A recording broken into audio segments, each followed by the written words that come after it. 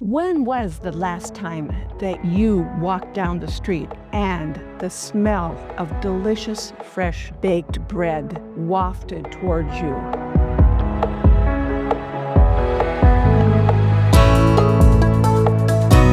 I'm Dr. Joanette, your longevity expert, creator of the Longevity Switch, and a Blue Zone native. Today, we are bringing that delicious smell of fresh home-baked bread into our kitchen. So let's get cooking and make a pumpkin sourdough loaf of bread. To get started, I have placed about 400 grams of bread flour, unbleached organic bread flour, into my bowl. When you bake, you want to scale your ingredients. Otherwise, whatever you're making or baking might turn out either too moist or too dry. Usually it turns out too dry. We tend to overestimate our amounts of flour when we don't scale it. So I've got scales here. If you need a scale, scroll down to the links below and you'll find a link that'll take you out to a place where you can purchase a scale that will work for this recipe. To that flour, I am going to be adding some whole grain flour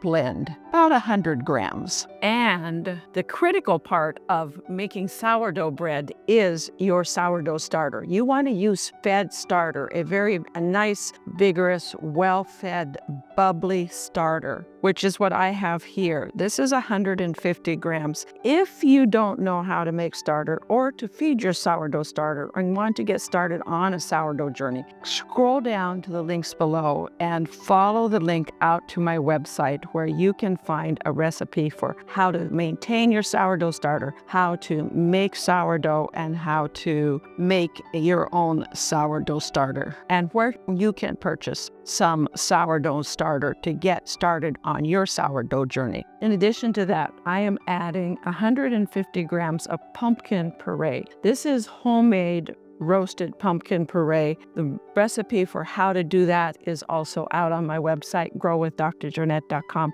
and in the link below. And also about a half a cup of, I've combined pumpkin seeds with a mixture of whole grains, and I like to add a teaspoon of turmeric to the bread. It does two things. One, it has some great anti-inflammatory properties, and the other is it adds some extra color to give it that pumpkin-y look. You get some yellow from the pumpkin, but by adding the turmeric, it's a double win. Anti-inflammatory and amazing color. And lastly, I'm adding the water, about 12 ounces. Let's stir this all together. Take that off of our scale. This will be a shaggy dough. You can just kind of get it all mixed together here. And then we're going to let it set for about a half hour and just really start to hydrate up that flour real good. You have to work at it a little bit to get all of that flour kind of mixed in, and that's looking pretty good there. We're going to let that set a half an hour and hydrate. Now that our flour is well hydrated after about a half an hour of sitting, I'm going to put it on my work surface here and add in the salt. You want to sprinkle a little flour on your work surface, and that dough is fairly sticky at this point. If it's real dry, then go ahead and add that last 25 grams of water. But I think this one is probably about right in terms of consistency. You want it to be soft, but still somewhat sticky and tacky. Get all that out of there. And you want to just spread it out, get some flour on it, and sprinkle your salt on it here. And then just kind of start working in that dough, working the salt into the dough. And it's fairly sticky. You can see I'm adding some extra flour here. Just going to kind of knead it a little bit. Don't want to get too much flour in it. Want it to stay soft. It should be a nice soft dough. Looks pretty good. Now we're going to let it rest another 30 minutes. At the end of that, we're going to do a stretch and fold. I will do a stretch and fold every 30 minutes for 2 hours, and then I'll let it rest another 2 hours after that. Our first 30 minutes is up, and let's do that first stretch and fold. Just sprinkle a little flour on it. We're gonna flip it over, kind of flatten it out a little bit, and we're gonna just stretch it out, fold it over, just like an envelope. Stretch it out. I sometimes call it an envelope fold. fold it over, and do it from either side as well till you get kind of like a nice little ball like this. Flip it back over and give it another 30 minutes. Once your 4 hours is up, it is time to get your pumpkin sourdough bread loaf into a banneton. By this point, it should be pretty nice and puffy, and we're going to just flip it over and roll it in some seeds. I've got pumpkin seeds, sunflower seeds, and also a combination of whole grains. To get them to stick to our loaf of sourdough bread,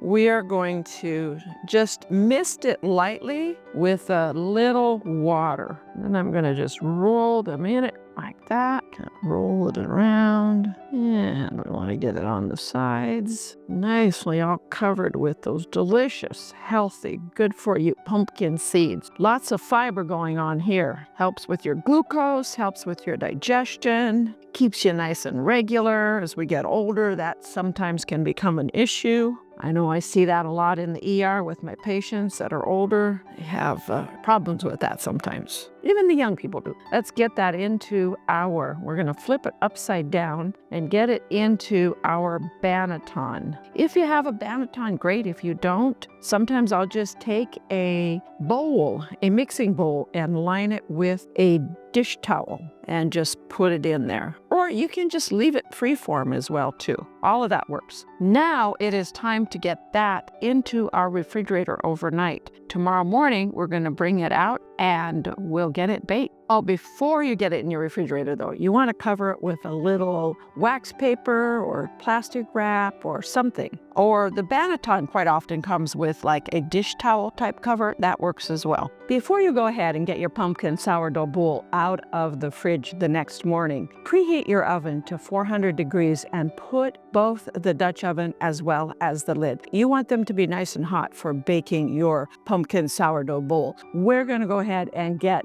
that pumpkin sourdough boule that's been sitting in the fridge overnight out of the fridge. I've uncovered it, and as you can see, it is nicely risen over the top of the banneton. This is about how much you want it to be puffed up. If it isn't, if it's below the level of the top of the banneton, or just level with it, keep it covered, let it sit at room temperature for another 1 to 2 hours if needed, until it's nice and puffy like this. Then it is ready to pop into the oven and bake. You are going to need a couple of things for getting it into your hot Dutch oven. We're going to need a piece of parchment paper and a baking sheet. What we're going to do is put that over top of our bowl and flip the whole thing the other side up, and it should pull right out of the banneton. That looks perfect. Now we're going to score it with a knife, or if you have a lamb, you can use a lamb, and I just make a square pattern on mine.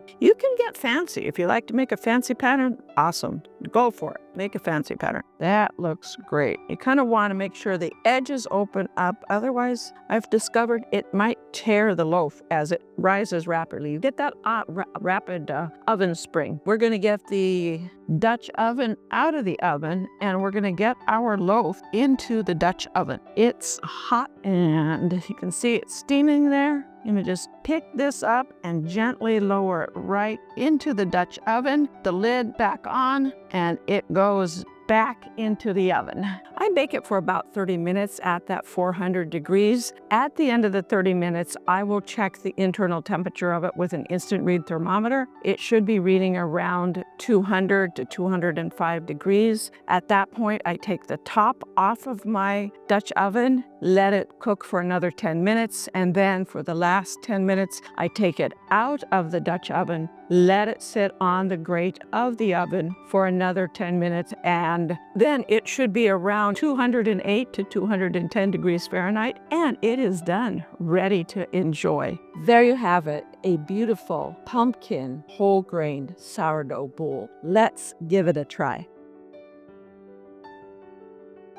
beautiful nooks and crannies that are gonna soak up all that delicious butter we can put on it. Reply down in the comments below what you want to put on your sourdough, how you want to eat it. Do you want to put butter on it? Maybe dip it in some soup or just enjoy it plain. I think I'm gonna have it with a bite of butter. Love the tang, the crunchiness of all the grains, and the heartiness of this piece of bread is fabulous. For the full recipe, go to my website at growwithdrjoanette.com, and there you will find this recipe, as well as so many more recipes for healthy longevity. Thank you for watching, and we'll see you next time on the Dr. Joanette channel for more delicious, healthy fall recipes to support you on your longevity journey.